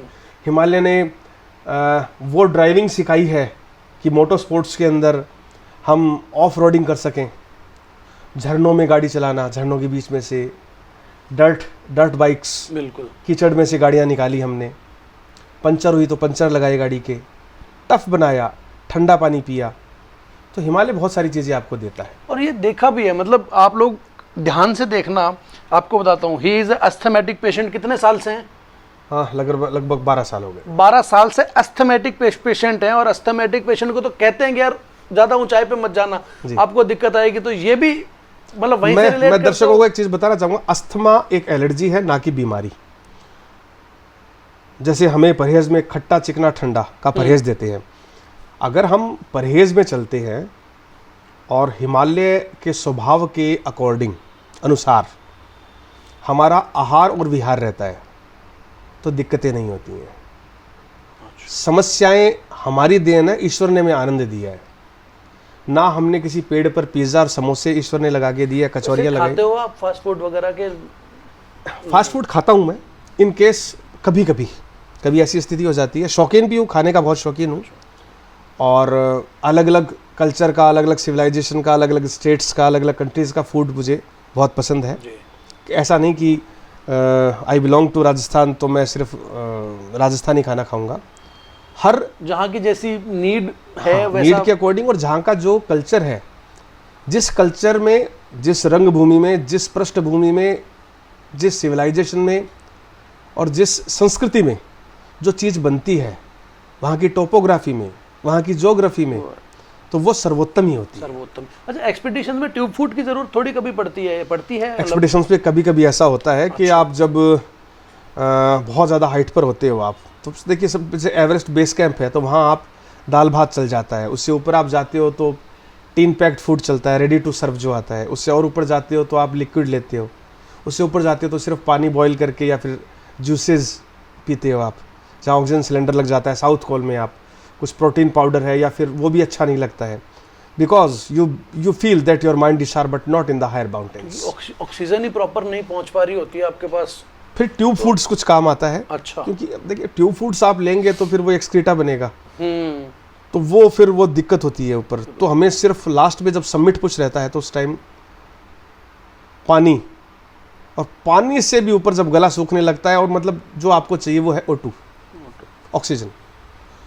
मास्क लगाने से और ऑक्सीजन की सप्लाई से गला सूखता है, मतलब बहुत कई बार टफ कंडीशन हो जाती है, उसको फेस किया है मैंने गला सूखने को। तो पानी के लिए आंखें तरसती हैं, कई बार हेलुसिनेशन हो जाता है, एक बार मुझे भी हुआ था। तो ट्यूब फूड्स हम यूज़ करते हैं, पर कभी कभार यूज़ करते हैं। अब दूसरे सवाल की ओर आता हूँ। एक तो जब हम बहुत सारी चीज़ें करनी होती हैं, जैसे सपोज रिजॉर्ट्स हैं, फिर अभी आप ब्रांड्स में भी आ गए हो, आपने अपना ब्रांड भी लॉन्च कर लिया है, मैं अब दिखाऊंगा आप लोगों को, बहुत सही ब्रांड्स हैं। तो फाइनेंस की ज़रूरत होती है, हम इतने सारे एक्सपीडिशन करते हैं, तो ये सब मैनेज करते करते साथ में एक चीज़ है जो हमेशा छूटती हुई लगती है सबको, वो है परिवार, वो है बच्चे। मतलब आप पीटीएम में जाते हो, बच्चों के जाते रहे हम। जी जी, मैं और धर्मपत्नी बारी बारी से जाते हैं। वो बैलेंस मेरे को बताओ आप कैसे करते हो, क्योंकि अब आप अगर निकल जाओगे तो आप 6 महीने बाद लौटते हो जी, और मैं यकीन करता हूँ कि बच्चे तो हमेशा साथ ट्रैवल नहीं कर पाते होंगे, तो वो वाली जो लाइफ है उसको कैसे मेंटेन एंड बैलेंस हुआ है वो? देखिए, बैलेंस जो है, सबसे पहले तो स्टेट ऑफ माइंड है। आप गाड़ी भी लेके यहाँ से और स्टूडियो तक, हम यहाँ तक आए हैं, गए हैं, बरसात हो रही थी बाहर, हम लेफ्ट साइड में डायरेक्शन में ट्रैफिक रूल्स के अकॉर्डिंग भी चल रहे थे, लाल बत्ती पे भी रुके, और टायर जो आधे पानी में थे हमने बड़ी सावधानी से निकाला कि पास वाले को छींटे ना लगे मानसून में। बिल्कुल। और यहाँ तक आए, हमने पाँव साफ़ किए, छतरी को बाहर रखा, बदन को पहुँचा और हम यहाँ बैठे। तो बैलेंस की तो हर चीज़ में आवश्यकता पड़ी हमें। हाँ। तो बैलेंस जो है, समय, मेरा ये मानना है, फाइनेंस करने वाले मिल जाएंगे, बात बताने वाले मिल जाएंगे। अगर आप जीवन में किसी को सबसे कीमती चीज़ अगर कोई दे रहे हैं तो वो समय है। सही कह रहे हैं, समय। आप जिसको अपना टाइम दे रहे हो दोस्तों, वो सोच समझ के देना। ये दुनिया की एक ऐसी चीज़ है, चीज़ नहीं बोलूँगा, ये समय से बड़ा समय तत्व भी नहीं है। समय काल है, समय गणना है, समय आयु है, समय जीवन है, जीवन चक्र है। तो हम जब अपना समय किसी चीज़ में खपाते हैं तो हम अपना सब कुछ दे देते हैं उसको। हाँ बिल्कुल। तो इस समय को, किस चीज़ को कितना समय दिया जाना चाहिए, इस बैलेंस को हमें बनाना है कि मुझे सोना कितने घंटे है, मुझे प्रिय है, मुझे भोजन की बातें करना, चटकारे लेना, हाँ भोग जिसे कहते हैं। बिल्कुल। तो भोग में मुझे कितना समय देना है और अपने काम में कितना समय देना है। कई बार काम की जब महत्वाकांक्षा बढ़ जाती है, और ऑब्वियसली बढ़ती है, बिल्कुल, मेरी भी बढ़ती है, तो उसके अनुसार कुछ चीज़ें ज़रूर बाधित होती हैं। स्पष्ट आपने जो पूछा है तो उसका स्पष्ट आंसर, कुछ चीज़ें कई बार हम परिवार से दूर होते हैं, मन होता है लेकिन मन मारना पड़ता है। कई बार मारना शब्द नहीं कहूँगा, कि उस चीज़ के प्रति इतनी भूख होती है, उत्साह होता है चरम पर, कि और चीज़ों की पीड़ा में नज़र नहीं आती। मतलब दीवानगी अगर किसी चीज़ को लेकर है तो फिर उतनी हो कि बेटे का नाम बताओ ना आप, बेटे का नाम, मैं आपको दीवानगी शब्द से मुझे याद आता है। 2 बेटे हैं मेरे जी। बड़े का नाम है शिखर और छोटे का नाम है हिमालय। मतलब मैं सिर्फ दीवानगी है ना, ये 2 शब्द 2 नाम से आप ये जान सकते हो कि किस हद तक वो आप हिमालय से जुड़े हुए हो ना। तो पंडित जी ने नाम वाम दिखाए थे या सोच कर रखे थे कि मैं शिखर और हिमालय रखूंगा? प्रभु का आशीर्वाद रहा कि राशि भी उसी अकॉर्डिंग आई। वाह। तो और हिमालय के तो बहुत सारे पर्यायवाची हैं। अच्छा, तो वहाँ कहीं ना कहीं से तो वो चीजें, मतलब हम अगर चाहें जी तो कुछ तो भी जुड़ possible सकते हैं, हम चाहे तो हम जुड़ सकते हैं, क्योंकि हम रहें या ना रहें लेकिन नाम हमेशा रहता है। नाम हमेशा रहता है, बिल्कुल। नाम इसलिए आवश्यक है, लोग कहते हैं कि नाम में क्या रखा है। सबसे पहला संबोधन किसी व्यक्ति के चरित्र के अंदर जो उसके साथ आता है और साथ जाता है, वो है नाम। अब जिसका नाम हिमालय होगा तो दूसरा जिस नाम से हम परिचित या अपरिचित उसको पुकारता है, तो उसकी जिह्वा पे एक बार हिमालय ईश्वर का नाम है पुकारा जाएगा जी। और जिसे पुकारा जा रहा है वो, उसके अंदर एहसास होगा सम्मानजनक कार्य करने का। जैसे किसी का नाम दुर्योधन नहीं होता। हाँ। विभीषण नाम नहीं सुना होगा आपने? नहीं, बिल्कुल नहीं सुना होगा। तो नाम जो है वो आपको एक पहचान देता है और प्रेरित करता है कि आप से अपेक्षाएं कुछ की जाती हैं। मैंने एक पेज देखा था क्रिकेट तेंदुलकर, और उसमें क्रिकेट के बाद CRICKET, टी के आगे दूसरा टी तेंदुलकर का नहीं लगा, ई से स्टार्ट हो गया वो शब्द। अच्छा, क्रिकेट तेंदुलकर, गॉट इट, ठीक है। हाँ, तो सचिन रमेश तेंदुलकर ने पूरी दुनिया को बताया कि क्रिकेट क्या है। क्या, बिल्कुल, क्रिकेट उनके खून के कतरे कतरे में है। समानार्थी आप हो ही जाते हैं इतना, बिल्कुल। तो बच्चे इंटरेस्टेड हैं इस फील्ड में? बच्चों का प्रारब्ध बताएगा, उनका कर्म बताएगा।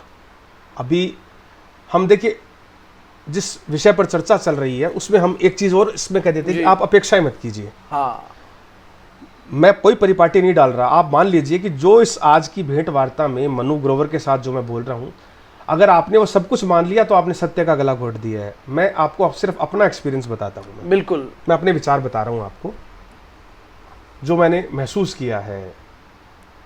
मैं किताबें कम पढ़ता हूं, फील्ड में ज़्यादा रहता हूं। तो आप मानते हैं तो मानिए उस चीज़ को, और मानने के बाद में उसमें एडिटिंग कीजिए या सर्वे कीजिए, रिसर्च वर्क कीजिए। तो हम किसी से अपेक्षा करते कि नहीं ये तो IAS ही बनेगा। किसी व्यक्ति का उसकी इच्छा है, मुझ पे किसी ने प्रेस नहीं किया था। बिल्कुल, आधा कलर तो आप वैसे ही घोट देते हैं, अगर आप उस पर मार्का लगा देंगे तो जब बनना तो यही पड़ेगा। तो उसका कर्म, उसकी रुचि, फिर उसको एग्जीक्यूट कैसे करना है उस चीज़ में हम जरूर मार्गदर्शन दे सकते हैं। हाँ। माँ बाप है, गुरु है, सोसाइटी है, या जो स्पेशलिस्ट है अपने अपने फील्ड के, हम प्लेटफॉर्म देने में इतनी मदद कर सकते हैं कि कार्य करने की पद्धति कौन सी लेनी है। जैसे मेरे को नहीं प्राप्त हुई ये चीज़, कर करके पता चली, तो हम उनको दिशा बता सकते हैं। एक स्पोर्ट्स पर्सन अपने बच्चों को, अपने सोसाइटी को, देश को बता सकता है कि कैसे एसोसिएशन से जुड़ा जाता है, कैसे काम किया जाता है, या खेलने की पद्धति क्या है, क्या नहीं करना है, ताकि शारीरिक चोट ना पहुंचे, उसका कैरियर सफल हो। बिल्कुल सही कह रहे हो। एक छोटी सी मैं दिखाऊंगा आपको, जस्ट मेरे सामने इनका जो नया ब्रांड है, नाम ब्रांड का, आपके ब्रांड का नाम है कैंप इंडिया एडवेंचर्स, ओके। और उसके अंदर अलग अलग नाम के प्रोडक्ट्स हैं। ये ब्रांड्स, मतलब इतने सारे ब्रांड थे मार्केट में, पहले भी थे, मतलब ममता हमेशा नॉर्थ फेस है और ब्रांड्स है आते रहे हैं, बट पर्टिकुलरली हमारे जैसी ऑडियंस के लिए मैं देख रहा हूँ, वो मेरे को एक बार वो दो ना बैग।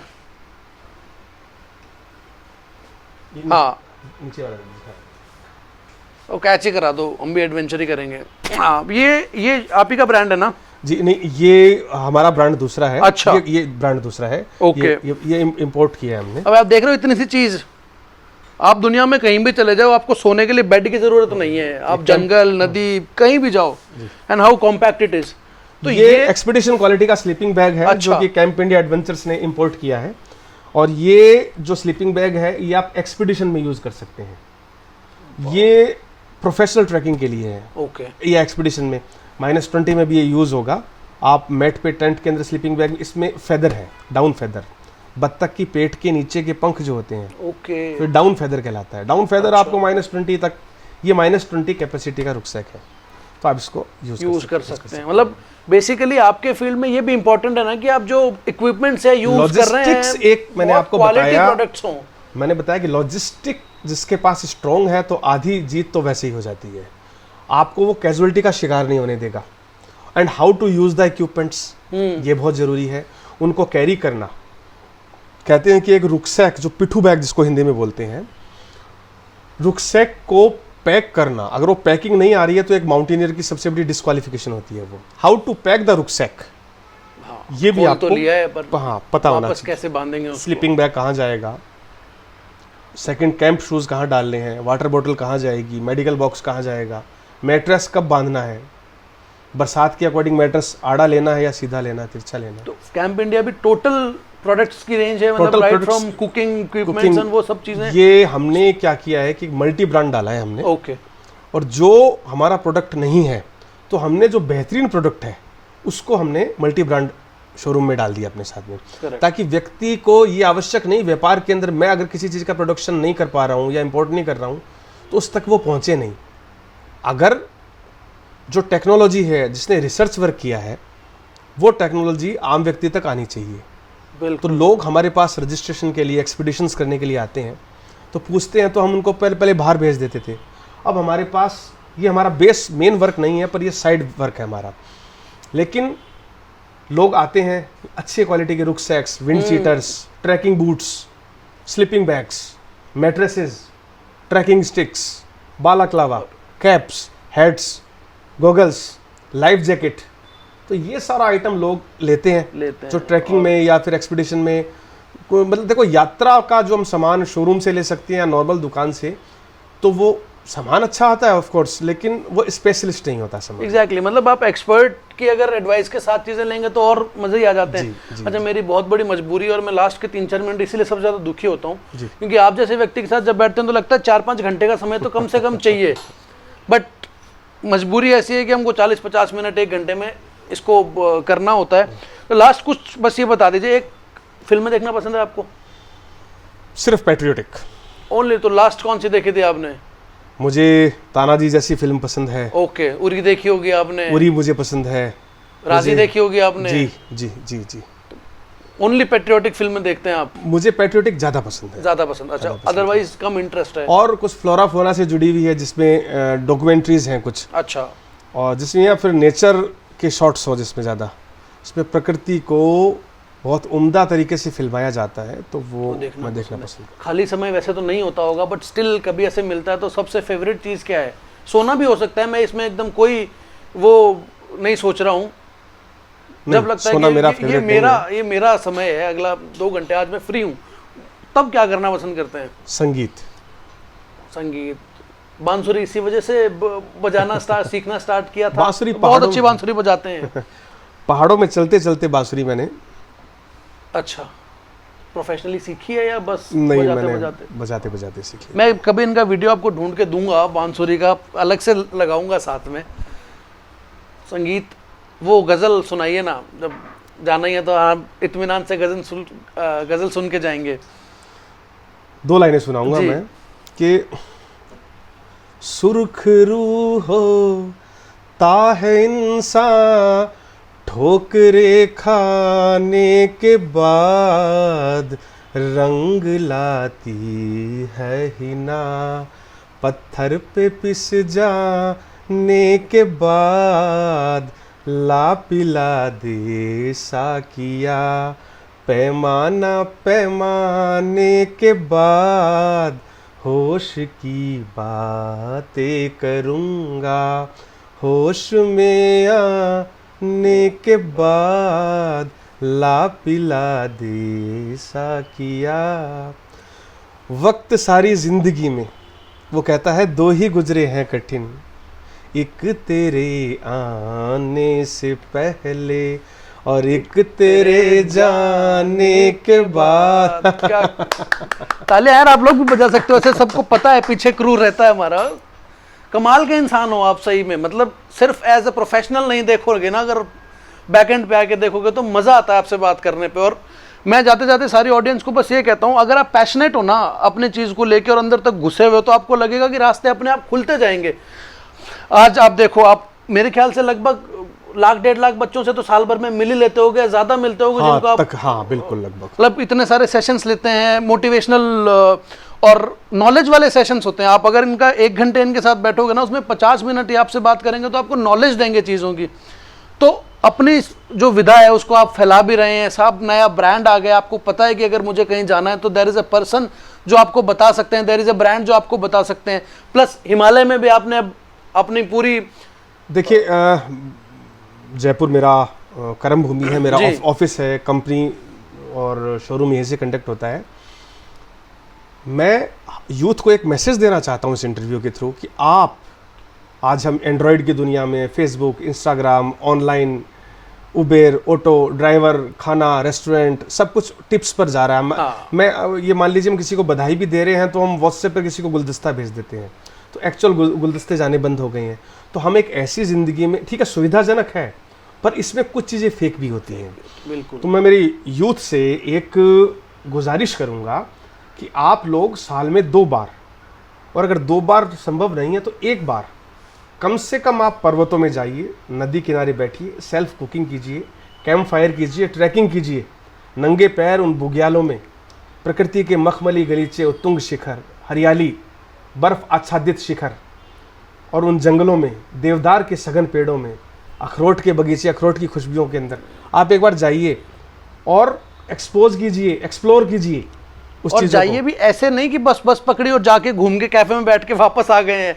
जाइए गौरव जी जैसे किसी मतलब ऐसे लोगों के पास जाइए जहां पर आप उन 3 दिनों में सब कुछ एक्सप्लोर करें, सीखें, ट्रैक करें और करें।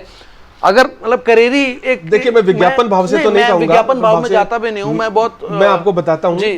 कि बहुत अच्छा आपने, जैसे क्योंकि आपने करेरी को इसलिए याद किया कि आप खुद वहां गए हैं। मैंने जिंदगी की पहली स्नोफॉल आपके साथ देखी थी, वो भी तब जब मौसम नहीं था, ऑफ सीजन में। हाँ। बस मैं पूछ रहा था, मैं कहा भैया कभी और ऐसे स्नोफॉल आ सकती है क्या? तो इनका मैं बताता हूँ, हम जब उतर रहे थे ना तो ये कहते देखते जाओ क्या क्या हो सकता है, और हम नीचे उतरे और स्नोफॉल था, तो इसलिए वो अमिट छापे मेरी जिंदगी से कभी निकल नहीं सकती है। तो देखिए हिमाचल प्रदेश में जिला कांगड़ा है जी, एक बहुत ही फेमस हिल स्टेशन है धर्मशाला। हाँ, तो धर्मशाला से 20 किलोमीटर दूर एक स्थान है जिसका नाम है करेरी। करेरी एक विलेज है, बहुत सुंदर, एक जिसे बोलते हैं कि सपनों का सा एक गाँव है, और 6000 फीट की ऊंचाई पर वहाँ पर एक एडवेंचर इंस्टीट्यूट कम कैंप है जिसका नाम है कैंप इंडिया एडवेंचर्स करेरी।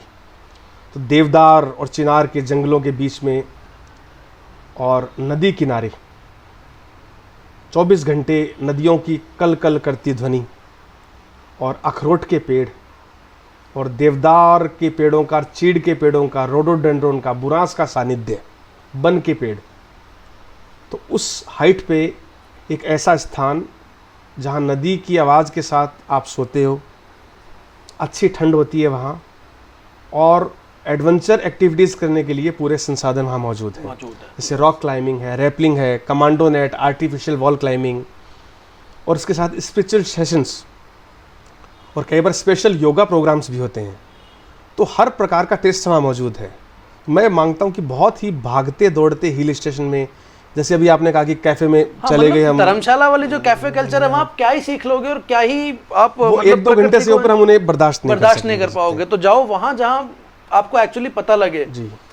तो आपको ऐसा स्थान पर आकर कुछ समय अपने साथ गुजारना चाहिए ताकि आप खुद को जान सकें और थोड़ा रिस्क मैनेजमेंट आए और आप प्रकृति को का सामीप्य पा सकें। वहाँ आप नो इंटरनेट जैसी भी कुछ फैसिलिटीज दे दीजिए ना कि यहाँ 2 दिन मेरे पास अगर आना है तो आप अपने फ़ोन इंटरनेट सब छोड़ के आएंगे। देखिए तो ये बात बहुत कीमती है, पर अधिकतर लोग है ना इसको प्रैक्टिकली नहीं कर पाते हैं। मैं तो हमेशा कहता हूँ if you off your cell phone then you will find a better connection. तो हमें खुद से बात करने का टाइम मिलता है, भोजन बहुत अच्छा पचता है। हाँ। हम हिमालय का मीठा पानी पीते हैं, अलग अलग तरीके की चिड़ियाओं की आवाज़ें आती हैं वहाँ पे, वाइल्ड लाइफ बहुत अच्छी है वहाँ की, और नदियों की आवाज़ में हमें किसी टीवी वेबसाइट से म्यूज़िक डाउनलोड नहीं करना पड़ता, वो म्यूज़िक लाइव चल रहा है। तो आप महसूस कीजिए इस सौंदर्य को, इस सुंदरता को मेरे साथ, और मैं चाहूँगा कि आप लोगों का एक्सपीरियंस भी एक लाइफ टाइम एक्सपीरियंस बने, जो कि आपके ना सिर्फ कैमरे पे बल्कि एक हृदय पर अमिट छाप छोड़ दे।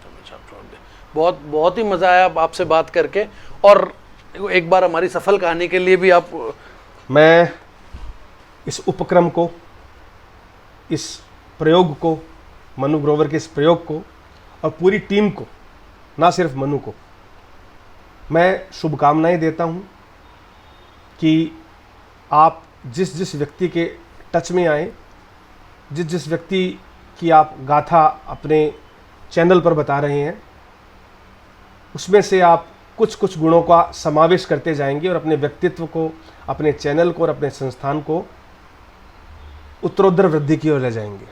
आप जानते हैं उत्तरोत्तर वृद्धि का अर्थ? उत्तरोत्तर, उसको दक्षिणोत्तर क्यों नहीं कहते, उत्तरोत्तर क्यों कहते हैं? एक नया विषय और आ गया क्लोजिंग जाते जाते।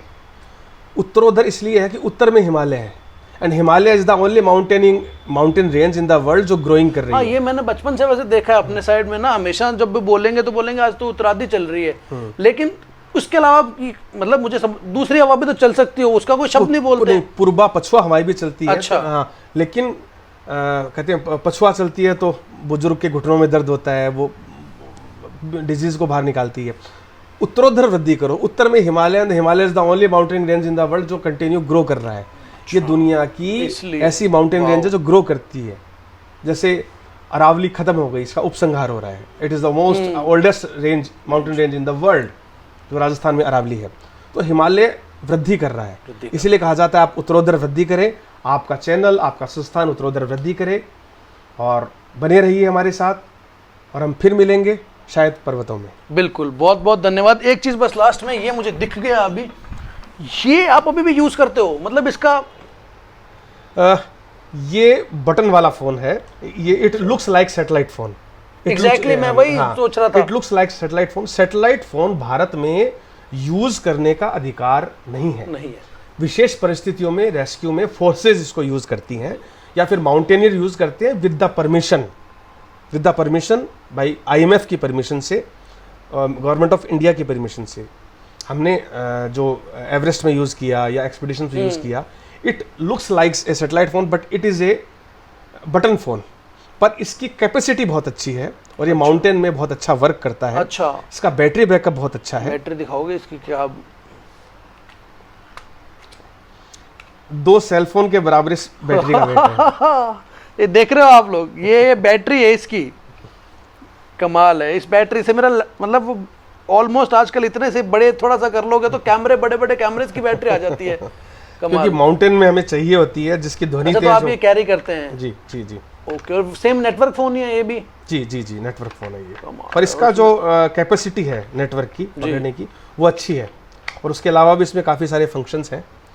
तो ये फ़ोन चार्ज कर देता है, सोलर पैनल चार्ज कर देता है, बैटरी चार्ज कर देता है, तो काफ़ी हद तक ये एक वफादार साथी है। आदत भी है। मैं आपको बस एक एग्जांपल देता हूँ, जगदीश चंद्र कातिल साहब हैं जी, वो स्मार्टफोन के साथ ये रिसीवर यूज करते हैं आज भी जी जी, कनेक्ट किया हुआ है। वो कहते हैं मुझे सुख ही फ़ोन से मिलता है, फ़ोन में बात करना अच्छा नहीं लगता है। तो ये अपने अपने हैं चीज़ें। जी जी जी, ऑल राइट, एकदम मज़ा आ गया इसमें। जाते जाते हम सिर्फ धन्यवाद कहेंगे, और देखते रहिए सफलकहानी.com। हम कोशिश करते हैं कि हमेशा स्टोरीज ऑफ ट्रू इंस्पिरेशन लेकर आएँ, ताकि आपको सीखने को बहुत सारी चीज़ें मिलें, और आप ऐसे संसार में चले जाएं जहां पर आपको लगे कि छोटी से छोटी और बड़े से बड़ी खुशियां अगर आप अपने अंतर्मन से निकाल कर महसूस कर सकते हैं तो आप हमेशा खुश रहेंगे।